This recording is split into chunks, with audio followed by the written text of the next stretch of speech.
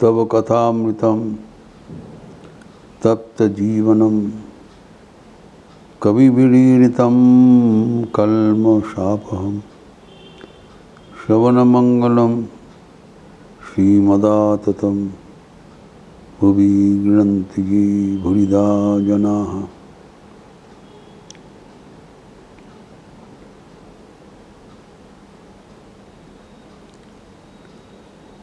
भगवान विष्णु के नवम अवतार बुद्धावतार का बारे में चर्चा हो रहा था। वे अहिंसा के अवतार थे, अहिंसा एवं शांति के प्रतीक थे।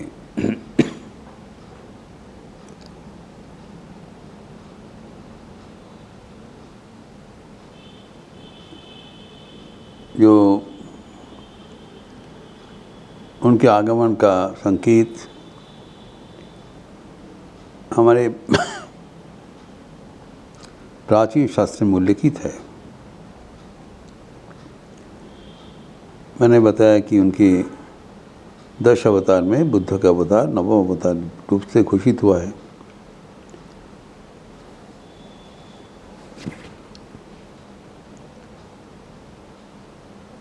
श्रीमद् भागवतम में एक श्लोक है 1354, उसमें कहा गया है कि जब कलियुग का आरंभ हो जाएगा तब भगवान बुद्ध रूप से मध्य देश में अजन के पुत्र रूप से आविर्भूत होंगे। देवताओं को जो देशी है वो असुरों को मोहित करने के लिए उनका आविर्भाव होगा एवं उनकी जो आविर्भाव है वो ब्राह्मण परिवार में होगा, मध्य देश अर्थात बिहार में।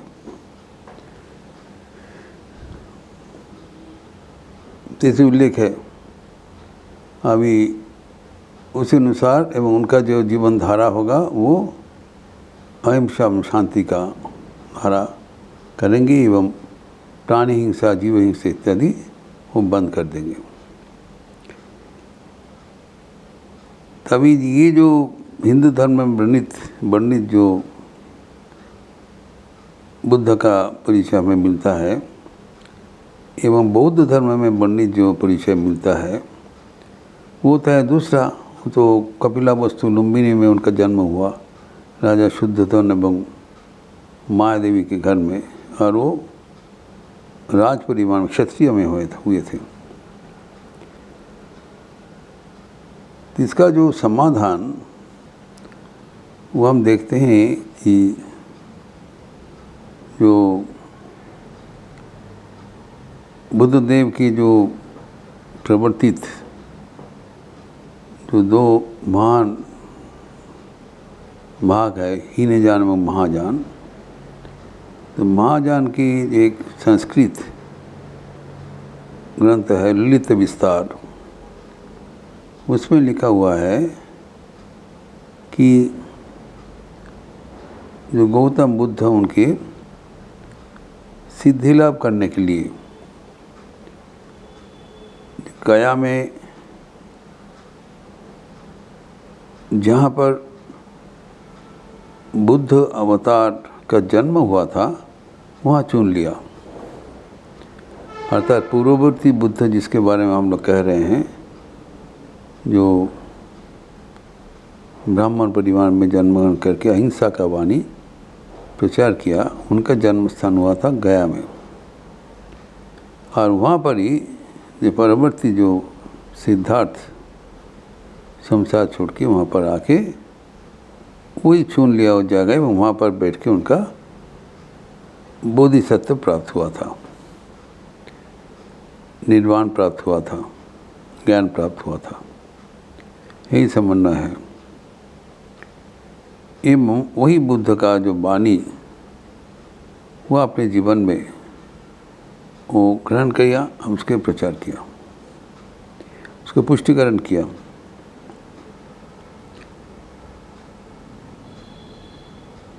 एवं बुद्ध का जो शरीर का विवरण वो भी हमारे पुराण में लिखा हुआ है। जो बहुत लंबा कर्ण थे, हस्त में जैसे कि हस्त का धारण किया है, पद्माश्रम में बैठे इत्यादि।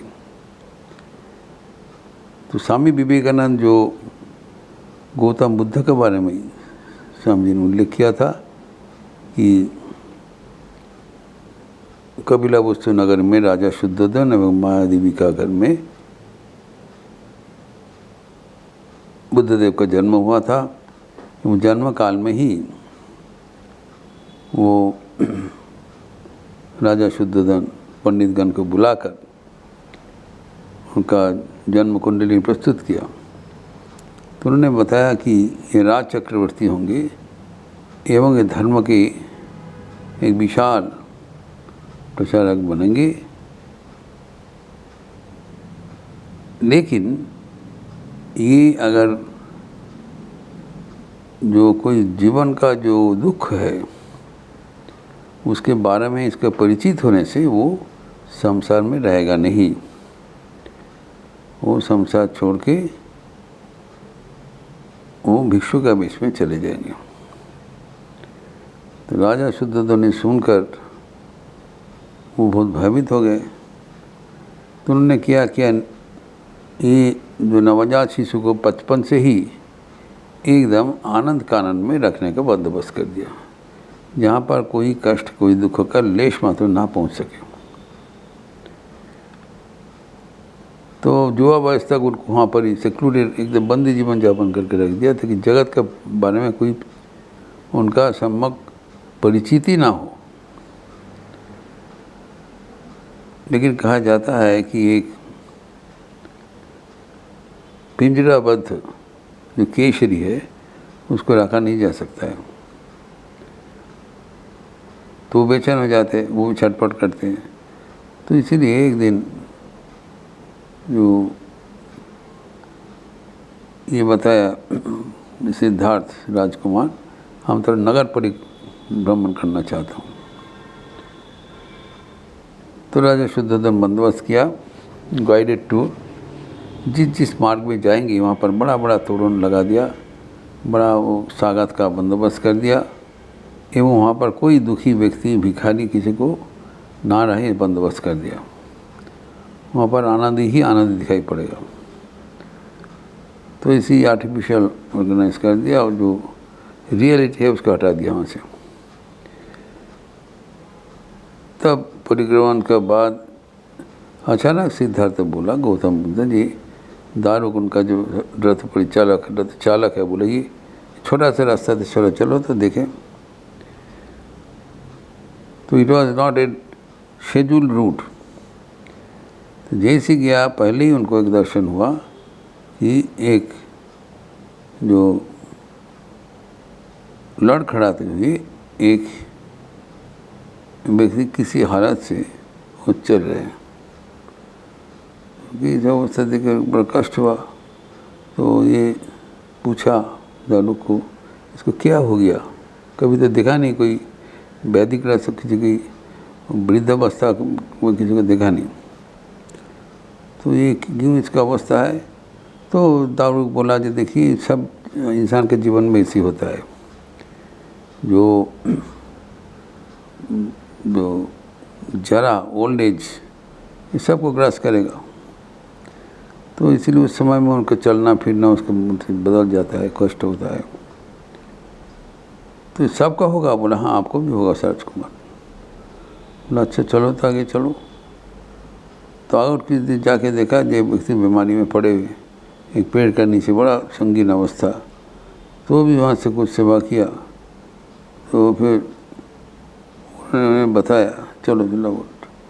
तो और आगे देख रहे हैं एक आदमी जा रहे हैं, सब लोग के मृतक जो मर गए उसके लेके जा रहे हैं। तो बोले यह क्या हो रहा है, नहीं ये तो व्यक्ति मर गया, सब व्यक्ति एक ना दिन मर जाएंगे। तो मैं भी मर जाऊँगा ना, हाँ आप भी मर जाएंगे। बोला अच्छा ठीक है।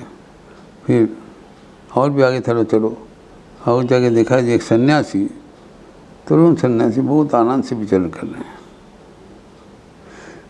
तब वो दारू को पूछा सारथी ये कौन है? बोले एक सन्यासी है जो कि संसार छोड़ दिया और भगवान को भजन करने के लिए जीवन में वही व्रत पालन कर रहे। तो वो इतना खुश देखकर वो मृत हो गया और चलो अभी। तो वापस आ गया। वापस आने के बाद उन्होंने निर्णय लिया कि संसार में ये जो अवश्यंभावी जो अवस्था है इसको सुधारने के लिए कुछ करना संभव है कि नहीं। ये अगर सबके लिए प्रযোज्य है तो वो दयनीय अवस्था है, सबको ये कष्ट झेलना ही पड़ेगा। ये सोचकर वो तब चुपके से संसार त्याग करने का निर्णय ले लिया। तब उनके जो शादी भी हो गया था, एक बच्चा भी था राहुल बोल के। तो चुपचाप, क्योंकि उनका जो व्रत है, उनका जो मिशन है कल एक परिवार के लिए नहीं है, पूरा दुनिया के लिए उनको उद्धार करना उनका फर्ज होता है। तो जब वो वहाँ से जब देखा चुपचाप, वो रात को वहाँ से निकल पड़ा और जो नाना प्रकार का जाके साधन भजन जो करते, अल्टीमेटली वो जहाँ पर कहा गया था वो गया में आके उपस्थित हुआ। और वहाँ पर ही जो पूर्व का बुद्ध था उसका आसन में बैठ के उनके निर्वाण लाभ किया। ये समझ हुआ। उसके आगे जो बुद्धदेव का जो जीवन धारा था उसका समाप्त कर्म ये आपने जो बिना उपाय बताया उससे वो पूर्ण किया। और गंभीर मनन करते हुए उनका जो 4 आर्य सत्य का आविष्कार किया था उसी के ऊपर वो अपना धर्म प्रतिष्ठित किया। वो 4 आर्य सत्य ही है कि जगत में दुख है, कष्ट है, और दूसरा है जो हमारे दुख है वो उसका निवारण भी होता है। तीसरा, वो दुखों को निवारण करने के लिए वो उपाय अवलंबन करना चाहिए। तीसरा है दुख है, दुखों का कारण है और दुख निवृत्ति का उपाय है। और जो उपाय है उसी को अवलंबनीय है, वही हमारे जीवन का लक्ष्य है। तो एवं उन्होंने जो पंचशील उसका भी बता दिया। जो 5 प्रकार का जो करणीय है, जो करणीय मतलब जो नहीं करना है, जो निषेध है, जो हिंसा नहीं करना, व्यभिचार नहीं करना, चोरी नहीं करना, मद्यपान नहीं करना, असत्य नहीं बोलना, ये 5 प्रकार निषेध से ही उनका पंचशील निधि प्रतिष्ठित है। एवं यही धर्म प्रचार करते हुए बुद्धदेव अपना विस्तार किया एवं वो एक स्वामी विवेकानंद भाषा में ऐसी जीवन यापन किया जिसका जोड़ी अभी कहीं पर नहीं हुआ है। इसका विस्तार थोड़ा बहुत और हम अगले दिन करके इस प्रसंग समापन करेंगे। ओम शांति शांति शांति। हरि ओम तत्सत। श्री राम कृष्णार्पणमस्तु। आज शनिवार का अवसर है। संध्या आरती के उपरांत काली कीर्तन होगी, जिसके लिपि दिया जाएगा और मैं ही काली कीर्तन लीड करूँगा। और आप सबका स्वागत है। अच्छे रहिए, स्वस्थ रहिए, आनंद में रहिए। नमस्कार।